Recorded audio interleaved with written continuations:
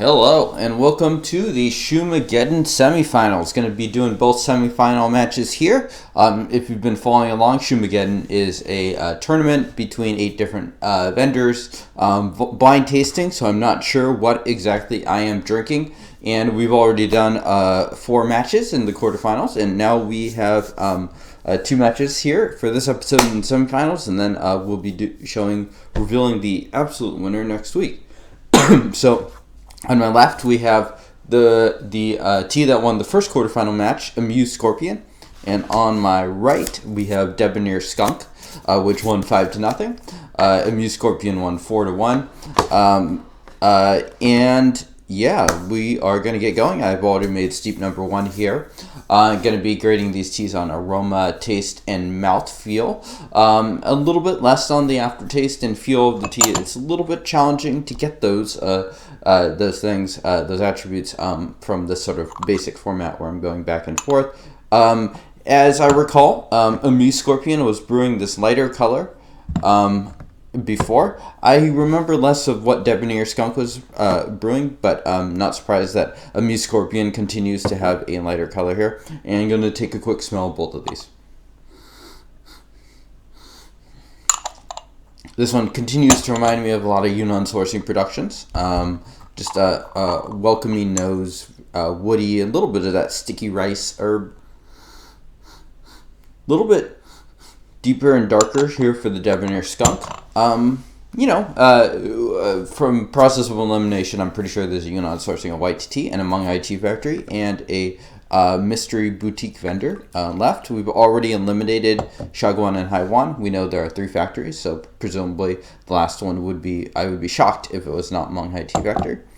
I would also probably be surprised if this is Monghai tea factory. If it was one of these two, it would probably be the Debonair Skunk, but again, I'm not really sure. Cheers.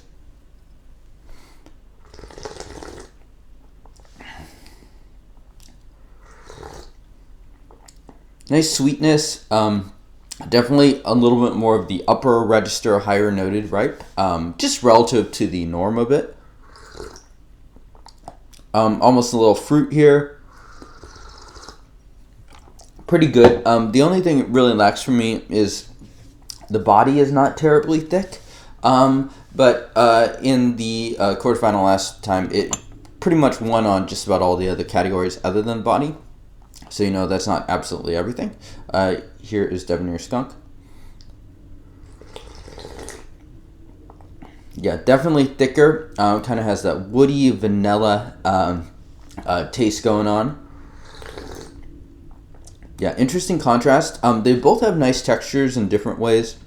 This one definitely a little bit heavier. And what happened the same as last round is I awarded it to the tea that was not Amused Scorpion. So I do think I prefer the sort of heavier thickness. Perhaps it's a little simpler, but complexity, not necessarily everything in this case. So going to give probably round 1 to Debonair Skunk. Not super, not a blowout by any means, but for me at least, I tend to prefer that thicker body here. I am brewing these teas on a snowy day here in Seattle. It is 19 degrees outside, which is not a common temperature for us to get up here in the Northwest. Usually we are just sort of straddling that freezing line when we get snow. In other words, a perfect day for ripe. Okay, so let's go back to the Debonair Skunk. So yeah, it is 19 degrees out and sunny. And we'll go for about 15-20 seconds for both of these.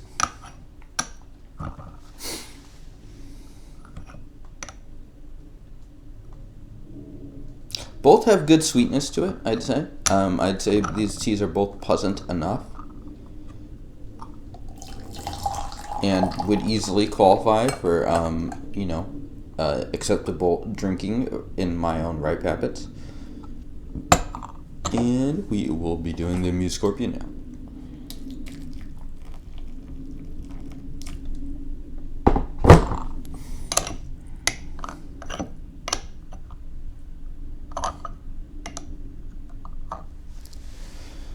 And judging from the color here, I would be surprised if we didn't have the same sort of pattern of the Amused Scorpion being a little bit lighter than the Debonair Skunk.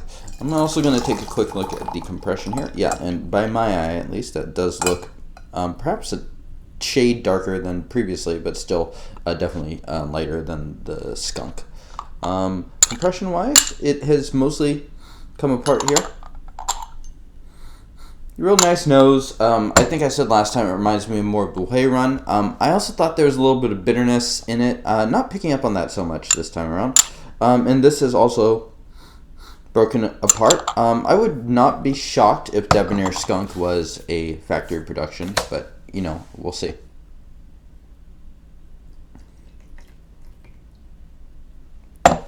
And we're going to start from Debonair Skunk this time. And we will be going 3 or 4 rounds, depending on how I am feeling, if I'm feeling confident about my judgments. Cheers.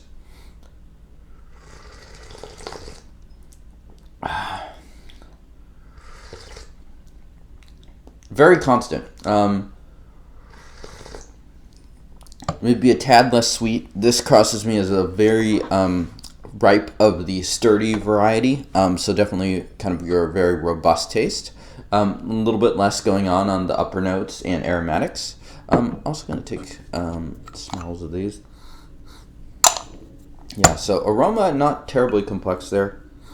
Definitely a little more interesting on the Amused Scorpion, which has hints of those like fruits. Not definitely not quite at like the Red Date 7581 territory, but you know, veering a little bit towards that direction.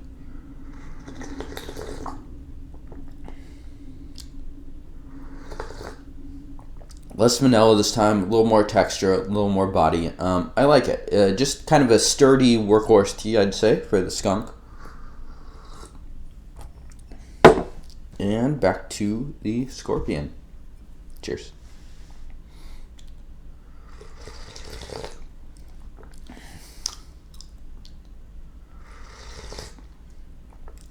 And you know, similar dynamic to last time. The Scorpion has narrowed the gap for sure. The body has thickened up, so it's a little bit more. It's one flaw. I still think the Skunk is the thicker, more robust tea, but sort of lowering that margin is definitely helpful and works in the Scorpion's favor. Let's see which one I prefer. Nice texture. Also getting more of those woody, creamy notes. Definitely more complex too. A little more going on. So I think the same. The pattern repeats itself. I'm going to give this round to Amused Scorpion, and let's do round number 3.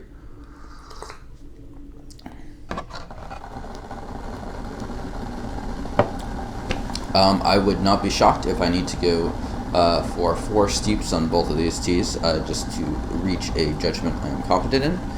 Alright, so we are going to start over here at Amused Scorpion. Very interesting.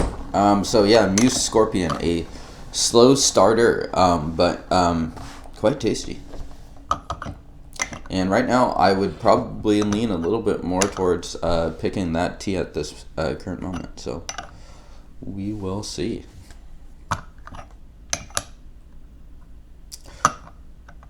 Right. We will brew. And still kind of having that really nice, very aesthetically pleasing deep red color.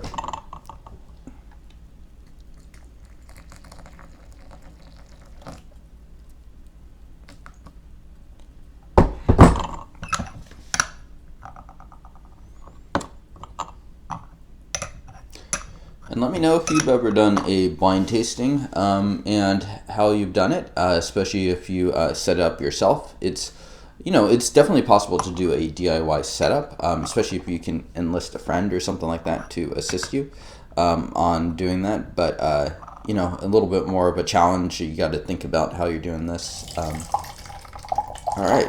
Color seems to have actually evened up a little bit. So we'll see how we smell. All right. Definitely not the greatest aroma here from the skunk. Aroma-wise, Scorpion definitely wins. Probably not the most important attribute for a ripe.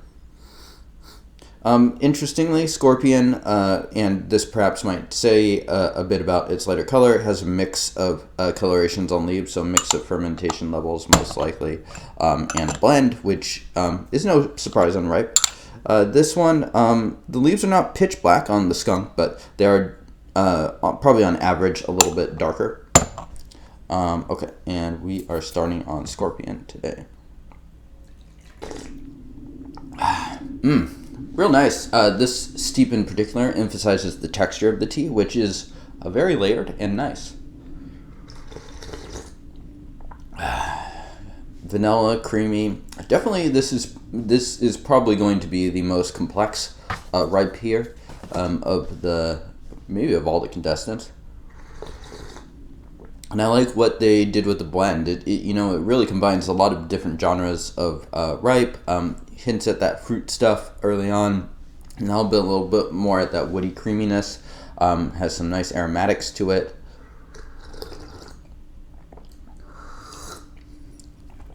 Okay, pretty good. Let's go to the skunk.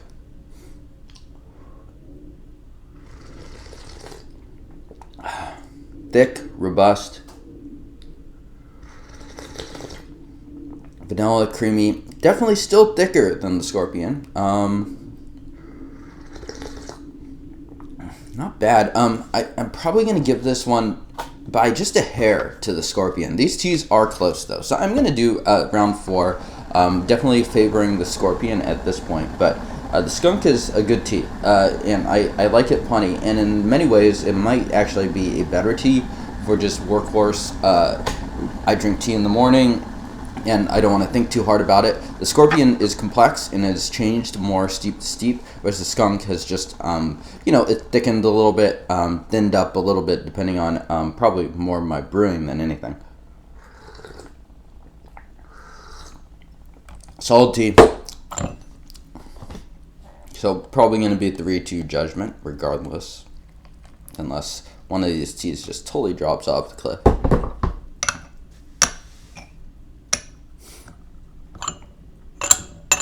And the next round will be the Bashful Shark versus the Feisty Snail for the other semifinal match.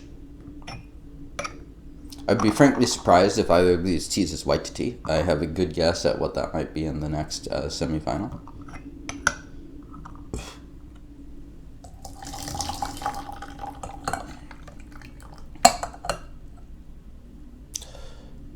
Judging from how these teas are brewing out too, I suspect Scorpion might last a bit longer too. I feel like Skunk has started and it hasn't necessarily died off, but it's hinted a little bit more at dying off faster than the Scorpion has.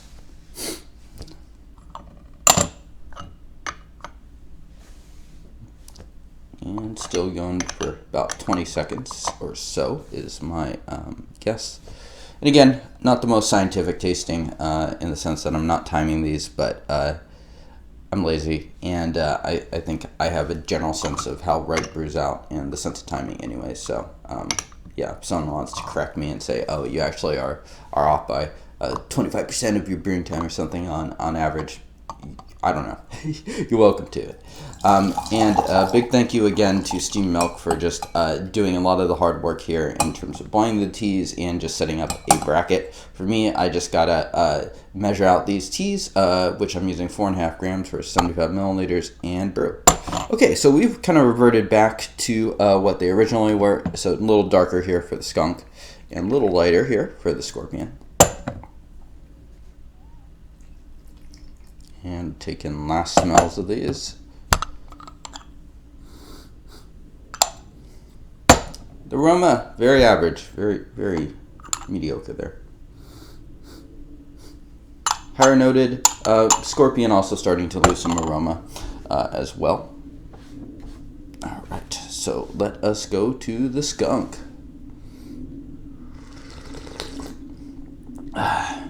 Still good. Hint at the silk texture, not fully there, but hints at it. I think it's thinning up just a little bit, but still very robust wood. Probably not a lot of room for this to evolve. There's even a little bit of like perfuminess in the aromatics while you're sipping it.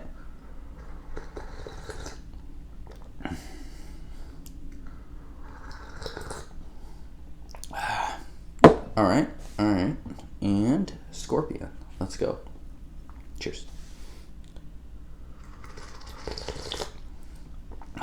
You know, Scorpion has almost evened up the thickness on this. I think it's just still slightly shy of it, but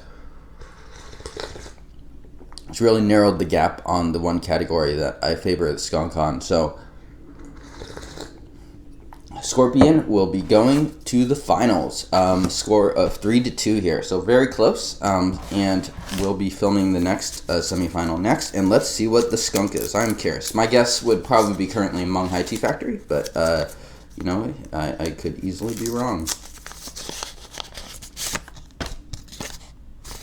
And it is indeed Meng Hai Tea Factory, Dayi 2021-7572. One of their very classic blends, and a tea I have had a few times and do enjoy, so I'm not shocked by that at all. That seems about right to me. Yeah, nice robust tea, definitely kind of a workhorse. They make this every year, and definitely one I would probably recommend towards the top of the list if you're looking to just get a reference for Dayi or just Ripe in general. It's just a very solid example of this, you know, overall category of tea.